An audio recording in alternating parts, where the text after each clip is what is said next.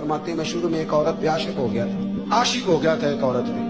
तो मैंने शाह की नमाज उसके मोहल्ले में जाके पढ़ी। मेरा मजहबी घराने से ताल्लुक था, नमाज में पढ़ता था। तो इमाम साहब जो थे ना, ये दाता साहब ने लिखा है कशफुल माजून, इमाम साहब ने ना आयात जरा लंबी पढ़ी। तो मेरे दिल में ख्याल आया कि मौलाना आप तो फारिग हैं, तो हमें तो और भी काम है। तो कहते हैं नमाज से फारिग होकर मैं उसके घर के चक्कर लगाता था, सारी रात घूमता रहता था। वो चंद लम्हों के लिए छत पे आती थी, दो एक बात करती थी, चली जाती थी। हद ये है कि मुझे कभी उस पर गुस्सा भी नहीं आया और उसका इंतजार करके कभी मैं थका भी। ये दाता साहब लिख रहे हैं।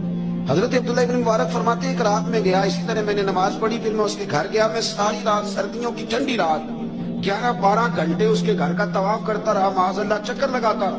आधी रात को सहरी के वक्त वो छत पे आई 1 मिनट के लिए और कहने लगी घर में मेहमान बहुत ज्यादा हैं, आज बात नहीं हो सकेगी।